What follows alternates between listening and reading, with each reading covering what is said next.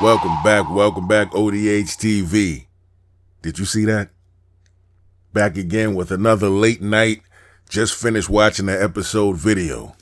So let's get right to it. By the way, stick around to the end and check out the OD Hustle store. Link in the description. So this one starts off the next morning after Tommy took out Stacy Marks. Stacy's ex-husband, Bobby DeFranco, arrives at the crime scene where he identifies the body and finds Stacy Marks' phone under her car and removes it from the crime scene. And like I said before, the phone wasn't recording, but it did have the last text that was sent from it, which was Tommy under his fake company's name, Pageant, which is weird because Stacy's the one that set up the meet, but this is making it look like Tommy set up the meet.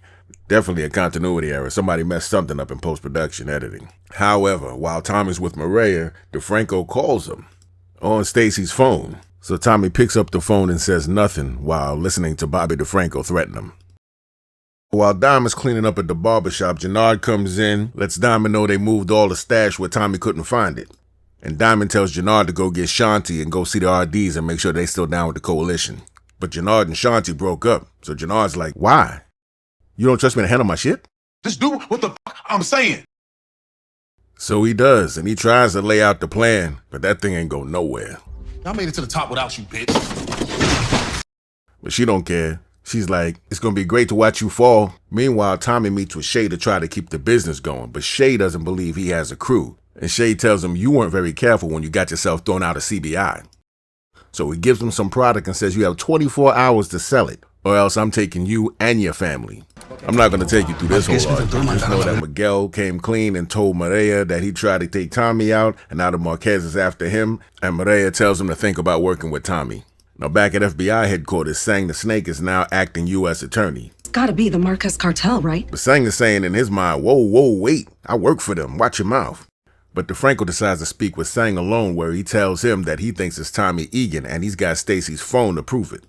And Sang's like, oh, let me hold that, I'll get right back to you. So Vic is back at his place with his girl Ray when she gets a text saying that Stacy Marks is out of here. He says, I had nothing to do with that, but she says, don't worry, I'll be your alibi anyway. You do that for me? Of course. I love you. And that's when Vic gets a call from Sang and DeFranco. And these two idiots are trying to get Vic to come in even though they know he didn't have anything to do with it. They tell him we want to talk. Tommy split from CBI. Vic's like, No, fuck that. Well, I don't think he's coming in. You think? So while this crazy woman Shanti is back at her gym, her number 2 comes in and lets her know that he's got money and whatever her next move is, he wants in. And he also trying to hit. She tells him to go back to CBI, be a double agent, and get me some information. Now this nonsense I just don't get when they write stuff like this. You just knocked off a federal agent, you know what I mean? A U.S. attorney, and you still driving around in that blue Mustang that everybody know about. Not only that, they camped out in front of his house, and they see this nigga. Or they don't, which is even stupider. And you know they waiting for him to come back. You know what kind of car he's driving. And what does this dude do? He peels off right there in front of them. And nobody notices? Okay. I'm just saying these detectives detect when they want to. I mean, they went to JP's house and handcuffed him for an hour. Like, come on, man. Anyway, Tommy gets there, he sees that the police ransacked the house. D-Mac gets there. They let him know they're not in CBI anymore. Tommy got weight to sell. He gives a bunch of bricks to D-Mac and tells we got to sell it by the end of the day.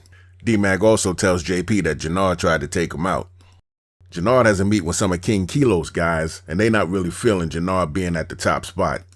They also let him know that King Kilo's getting out today. Yeah, all right. They leave and Jannard's still getting high. And when they leave, JP shows up. Jannard!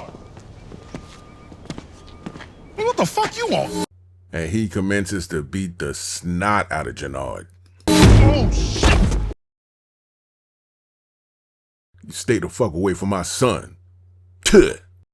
Man, you got put on your ass by that zesty motherfucker because you on that shit. Nigga, F you. At the same time, D-Mac tries to recruit Marshall to help him sell that product. But Marshall tells him, I ain't working with you and Tommy. And kicks D-Mac out the house. Now later, Tommy gets with Shanti and lets her know he wants her to be partners because he's got product direct from Shay now. She tells him that the CO that Diamond's working with, Kendra, the corrections officer that's pushing the weight inside the prisons, doesn't want to work with the Fenty. And she tells Tommy that he might be able to flip her. And he did, Because while Diamond was trying to tell Jannard it's not a good look for him to be getting his ass whooped in the street, and that his breakup with Shanti could mess up the business, Diamond is pissed. He's like, what if she goes over and flips over to Tommy or something? She not. All right, and she for damn sure ain't gonna work with that white boy. Right on cue, Kendra, the corrections officer, walks in. Man, I'm done being disrespected by you. Now my business with Tommy and Shanti. Famous last words. Hold up. Look at Jannard's face when he thought that Diamond was going to shoot him. That's hilarious. But nah, he took her out through the wall. Remember I said that's who Diamond was taking out in my last video? Told you. I told you. I told you. You ain't tell me shit. It's just business. Pew! Then Diamond tells Jannard to go see King Kilo and tell him the truth, that it was D-Mac that knocked off his nephew. Tommy takes Shanti with him to meet with the Albanians, and they strike up a deal. So they're all back at JP's house with Maria telling everybody about the baby, and they talking about family, and you know how that goes in Power. Okay. I wonder if the last part of this scene went like this because Joseph Sikora knew that this was the last time he was going to be working with Anthony Fleming on this project. Just seemed like a real awkward pause, like there was supposed to be a line there, but he didn't say it. Okay. At the FBI headquarters, Chan goes in to see Sang and lets him know his time is up. Sang says, wait a minute, I'm the U.S. attorney now. I'm getting Ortega out of jail tomorrow. And now we're back on this nonsense. The world's worst hitman is there to take Maria out. And this is how he goes about taking her out. First of all, his first request is, I want your keys. For some reason, he wants her keys.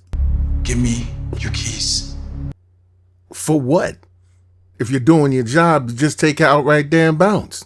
But Maria's like, okay, don't mind me. I'm just going to go in my bag real slow. Then he turns his head and catches a bullet. He catches a bullet from his target. But that's not the worst of it. She's able to get in her car, start it up, while my man stands there in front of her so she can run him over. You see her backing up to aim the car at you, and you just stand there. Don't move out of the way. That would be stupid. One thing I will say about this scene, though, that was good, is she made sure he was finished. She ran over him a few times. And I guess at the same time that's happening, Vic ambushes Tommy. So Tommy tells Vic they should work together.